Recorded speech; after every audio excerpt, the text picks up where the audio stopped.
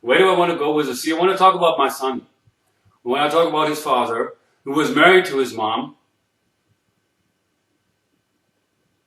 me being from Germany, I moved to America and became part of her family. And while she was in seventh heaven, it was really like, that's it. We're married, we're going to get married for better or for worse. And she was just so happy. But then there was like a sense of ownership. That she was expecting me to just follow her around and make her feel good. And she always said, you're my husband. And every time I spoke up about something that she didn't want to hear, like when she was acting very irrational and overly emotional, which she did a lot. Later on she was analyzed as bipolar. But anytime I tried to speak to her and reason with her, she did this. And that's very interesting because it's like when you cut somebody off, you don't want to hear what they have to say because you just don't want to hear what they have to say. She did this. La la la la la la la. It was just talking over me and cutting me off basically and then continuing on her rampage, on her whatever she was doing, out of control behavior. I see that in my son, which is very, very difficult. I've been living with my son since the beginning of the year. And there's an element of that I see that what his mom had, he also has that. And I don't want to just point fingers because I also see that within myself, where I can, be wonderful and nice and sweet and kind and loving to people, but then I also can act very mean and very cold. This thing about Christoph getting pissed off, it's a lifelong thing actually I've been carrying around with me, but it's interesting that how life has brought this experience to me, which in a way brought out the worst in me. My demons were stimulated during my marriage. In the beginning, I didn't even want to control myself, or I just reacted without thinking. I saw red, basically, when my buttons were pushed, or when I allowed my buttons to be pushed. And I was only focusing on changing my wife, the mother of my children at the time, because she was acting in very irrational, very bizarre, very annoying, very irritating ways. And so I just tried to change that. After I then began studying about personal development in the mid-90s, I learned to let go of that. I realized I cannot change her. So I learned to not react to it anymore and try to be more pleasant. But nothing really changes, which is why I filed for divorce. And interesting, I see that in my son too. There's a certain part where he doesn't even consider him upsetting me or when he does certain things that I don't like, to eventually learn, hey, let's figure out a way about how to be nicer to Dad. There's no such thing. It's only about me. I want what I want, and if I say something that he doesn't like a sensitive subject for him is, of course, bringing up his mom. He always said, why do you talk bad about my mom? I never do that. At least that's what he hears in his own mind. It's only real to him. And to him, that's what it's all about. Be nice to me. Don't say things that I don't like. And every time, when we were arguing, and he was being very mean and disrespectful towards me, there was never a time where he learned something from that. Where he then came to me and said, you know what, Dad, I'm really sorry. And I try to be nicer to you. It was always that same pattern that has been existing also in my marriage to his mom. Just don't wake the beast. Just don't rub her the wrong way. Or now just don't rub him the wrong way. Which is interesting because that's what came out exactly in my marriage, in my relationship, quote unquote relationship to his mom. Just don't rub her the wrong way. If she's happy, everything is wonderful. But then if something happens out of the ordinary and maybe I trigger something or even somebody else triggers something by just a phone call that's upsetting to her, she went nuts. And I don't want to continue making this about her. It's just something trying to illustrate the point. And I've learned a lot through that about my own nature. And as I learned a lot about my own nature, I learned a lot about the nature of others. That this is something we're all dealing with to one degree or another. When we rub the right way, we feel good, and that's what we look for in people. But if something happens out of the ordinary that we don't approve of or we don't agree with, we argue. And we sometimes get mean-spirited and angry and even violent. And this needs to end. I don't just want to say this here as a teacher-preacher. It's just also something that I'm trying to learn how to be more gentle with people. I also try to be more with my son, to be cool with him and be nice with him and do nice things. Like last night, I made a little bit of money and I went to the grocery store and bought food because we were completely out of food here at home. And I cooked food.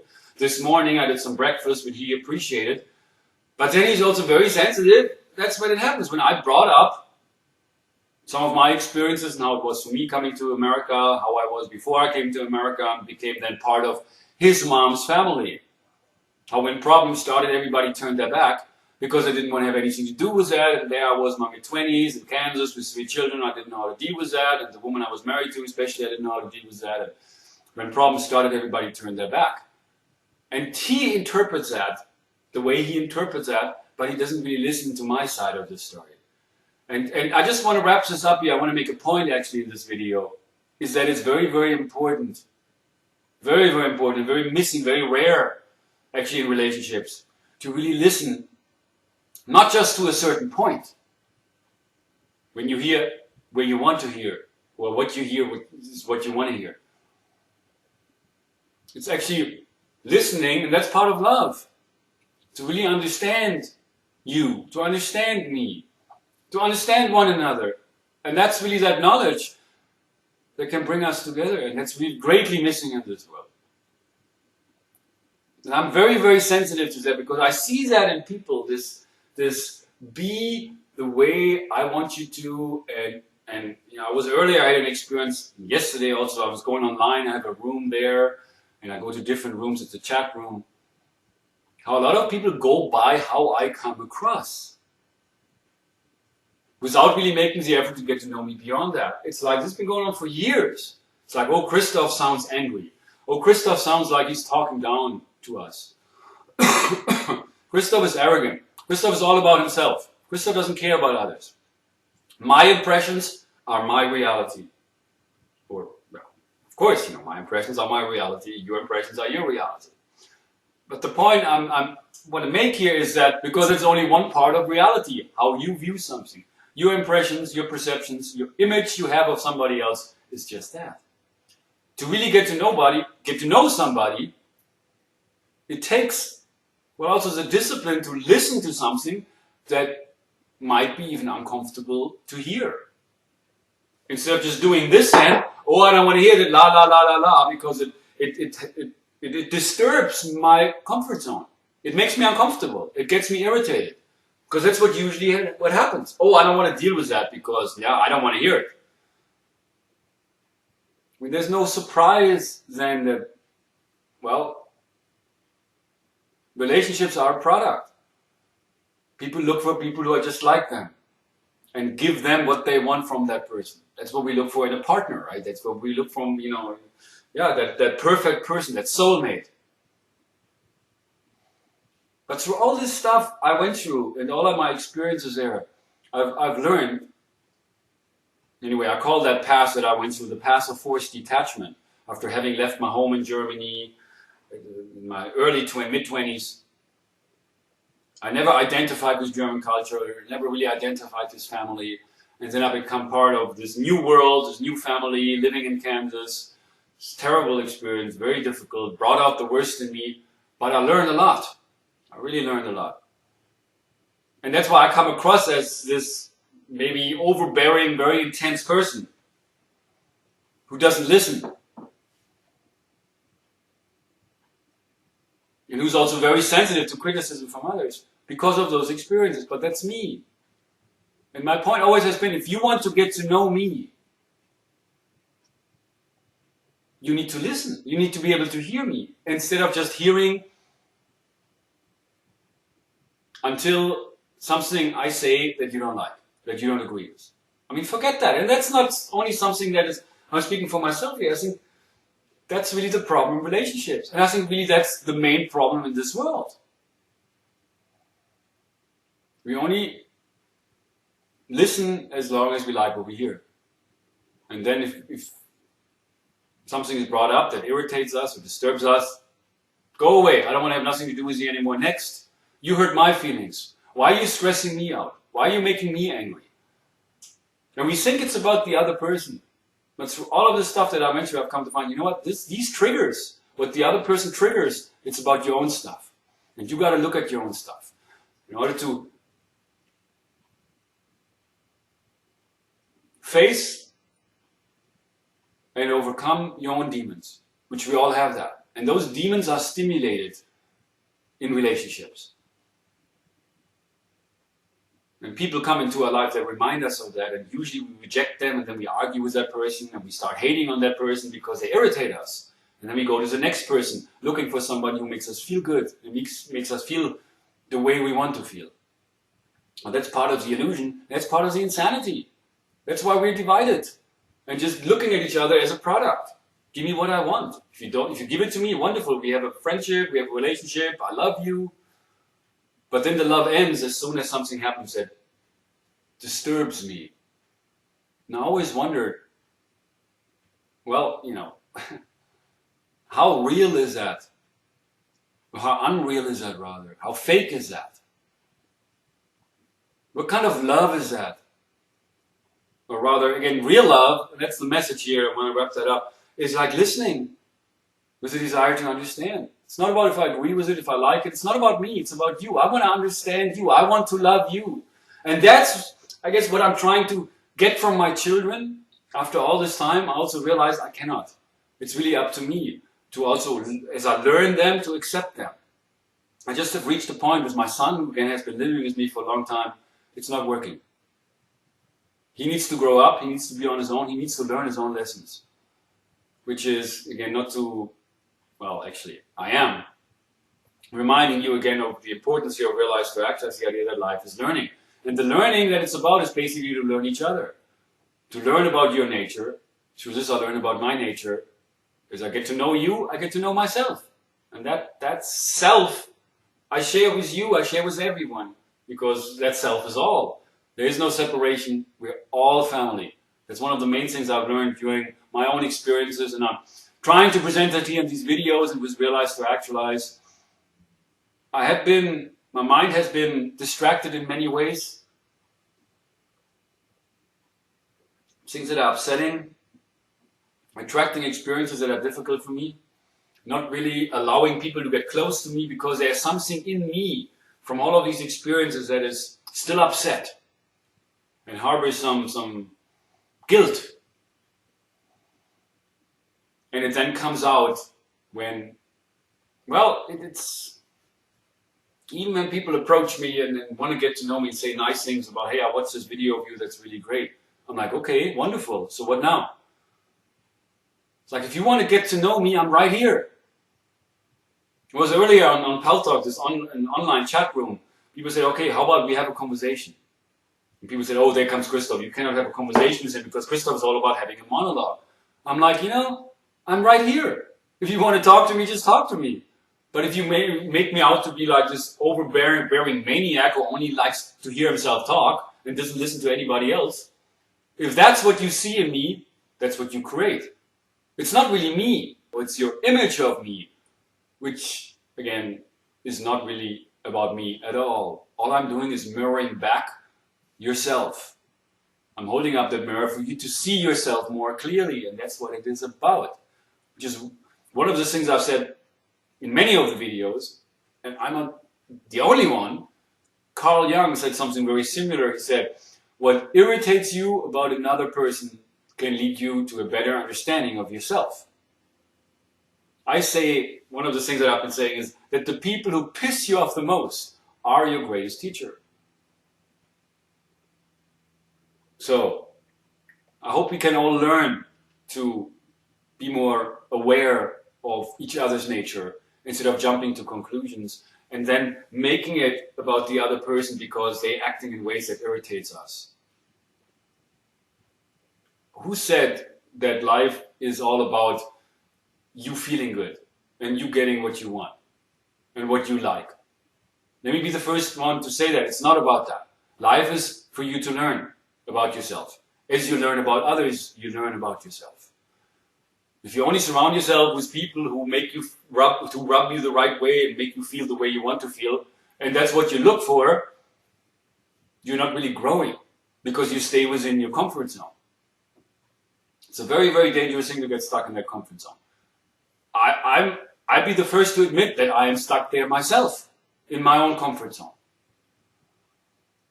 And I'm alone because I don't extend myself to others beyond that comfort zone. Because I have the need for people to come to me and step into my world and make the effort to get to know me.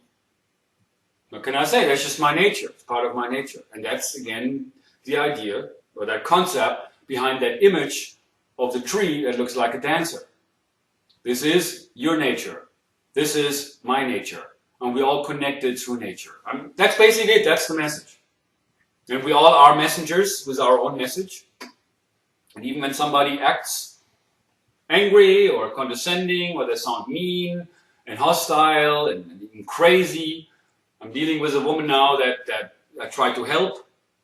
And she was very, oh, Crystal, you're wonderful, you're my friend, nobody else was there for me. And then when I helped her to find her own place here in Vallejo now, she's living with a woman, she went all crazy. Treats me like, oh, I'm the enemy and I'm the bad person and everybody's against her. And she's speaking about harassment and abuse and now the police needs to get involved and the lady she's living with wants to go the legal route because she doesn't want to rock the boat. Because this person, she went crazy. Even if that's the case, I learned that about you. And I'm not going to hold it against you because I know these are your own demons that are just coming out. It's very, very, very, very, very, very, we say it again, very, very, very, very, very, very important to look at that instead of rejecting that because it makes you feel uncomfortable. I like the slogan of a group of people who I know over the internet who said on their website that we are here to comfort the disturbed and disturb the comfortable. It is 2012. It is a new consciousness. It is a new beginning. And these are like birthing pains, or growing pains rather, that we are experiencing. And that's where we change this world, is we learn how to be more changed in positive ways through the experience of being with another person. And again, not just around people who rub you the right way, make you feel all fuzzy and warm and wonderful, but to really open yourself up beyond that, beyond the me, beyond what I want, beyond what I think, and my impressions, and my awareness, and my thoughts. Me being right. There is actually no such thing. There only is what is, there only is awareness. We all have our own consciousness, we all have our own knowledge, our own truth, we all follow that, we all represent that. So if we just could learn to listen to that and honor that, instead of just looking for what we want in others, what we want in this world. And I'm just going to wrap it up here right now, I'm going to promise you. That's a main issue for me. I don't know, you might have seen that in a couple of other videos, if you actually have watched some other videos, is that people look for what they want in others. We all look for what we want in others. And if that's the case, I don't really understand who you are. I don't really understand what you want because only I care about what I want. And so, of course, there's no surprise that then people fall in love. They look for love. We look to fall in love with somebody to make us feel good. And then when eventually something comes up that rubs us the wrong way, we break off the relationship, and as our feelings get hurt, and then we hurt the other person's feelings, and then people turn mean and hostile, and yeah, everything goes to shit, basically. The question is really, I'm going to leave you off with that here. Can we learn? Can you learn? Can I learn? I want to learn. But I'm not here to teach because I cannot really teach that. I call myself a teacher of learning to illustrate that point. We all teach what we have learned.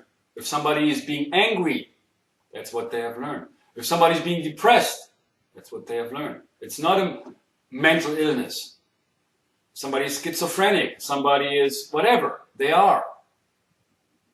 Overbearing, condescending, mean, happy, whatever.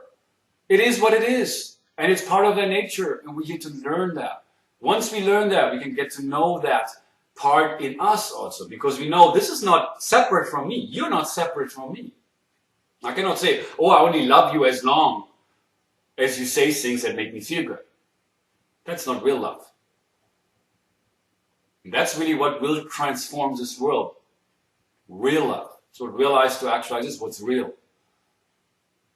The love that goes beyond the me, getting what I want from you, beyond what I want to hear. But I love you for who you are, and I want to get to know you, and I want to learn how I can love you, and how I can become your friend, how I can understand you, while at the same time also it would be wonderful if you also make that effort to get to know me, to understand me, and to love me. That's all I would like to say right now. I really appreciate you watching. My name is Christoph, and if you ever feel the need to have a real conversation, which there are a couple of videos there on this channel, if you enjoy that, and if you want to dig a little deeper and beyond the just superficial, whatever it is we look for in this world, we all look for something, and it's a routine, we just dragging ourselves out of, through the work week, and we just do work, and we do what we do, and we don't even question it anymore, and we don't question what we think. And if you want to start questioning that, I'm your man. Thanks for watching, and keep it real.